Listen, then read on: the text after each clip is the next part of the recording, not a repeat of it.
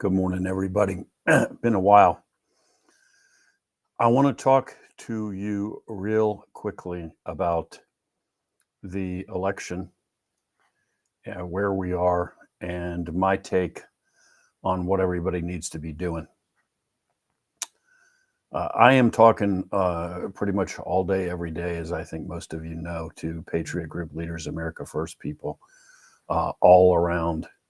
Excuse me, while I intervene to prevent everybody in the world from pinging me while I'm talking. I'm talking to Patriot Group leaders, MAGA people, America First people, whatever term, floats your boat all over the state, all day, every day.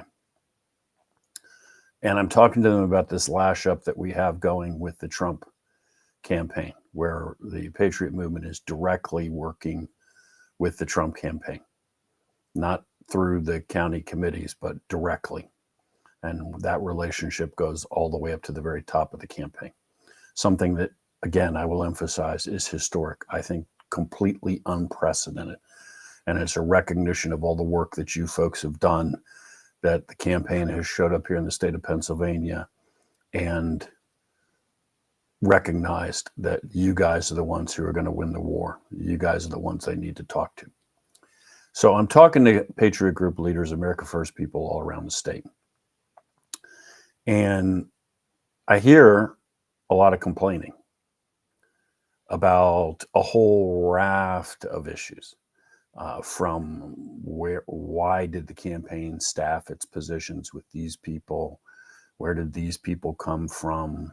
The way software is working, just a whole range of issues that probably many of you are seeing on the ground at your level. You're seeing that there are issues. There are many issues. So look, I'm just going to say up front that many, if not most of these concerns and complaints are completely valid. They're based in reality, okay? If we were given the option to roll back the tape and go back, say, a year in time and asked to provide input and advice on how the campaign would build a structure in Pennsylvania, well, we would not recommend that they do all the things that they have done.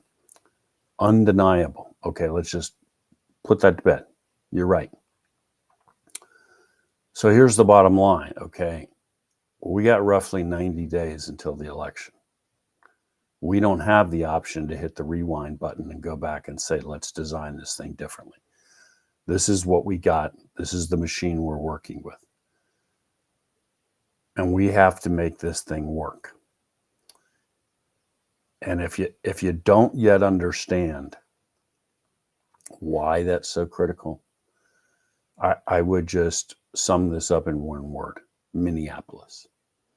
Okay, back in the summer of 2020, when BLM was burning the United States of America, Minneapolis was kind of ground zero, and in fact became almost the poster child in a very sick, twisted way for what was going on.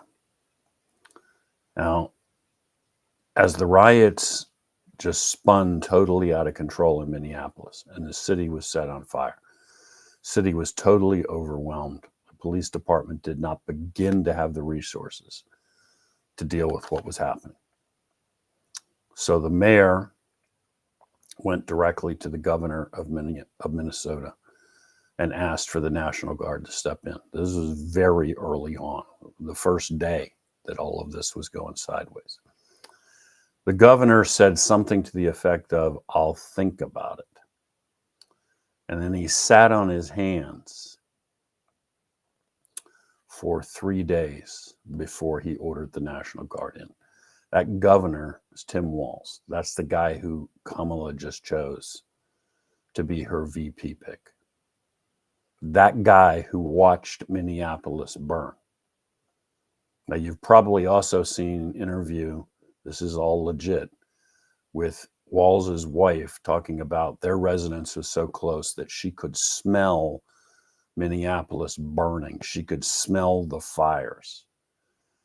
And she talks about how she left the windows open at her house to smell that smoke because she thought it was such a seminal moment or something to that effect. That was her reaction, not horror, not fear, like this is important, this is momentous. The implication is this was something good that Minneapolis was burning, while her husband was refusing the desperate pleas for support. And Walls's daughter, apparently based on information that she must have been getting from him, was posting on social media updates on the status of the National Guard, keeping BLM informed of the fact that the National Guard was not coming. That's all documented fact. So that guy with that family, those attitudes, right? That's the guy who's the VP choice for Kamala Harris. Kamala herself, probably even worse, because Kamala made a number of statements encouraging BLM during this time period. And in fact, she was working very actively with a group to raise bail money so that anybody burning the city to the ground could be back on the street as quickly as possible. So those are the people that are going to enter the White House and take charge of this country if we don't stop them. So, again, I'm not pretending that this campaign was built the way I would have preferred it to be built. I'm not pretending that it's perfect, that there aren't issues with the software, 100,000 other things. I'm telling you, it's time to suck it up, accept the fact that you got 90 days to win this thing. This is the team we got. This is the structure we've got. Wherever you are, you have to make it work. Okay? Not easy, not ideal. I didn't wish it on you. You didn't wish it on yourselves. That's where we are. You either just plow through it and make it work, or watch revolutionaries take control of the country. I'll be talking to you soon.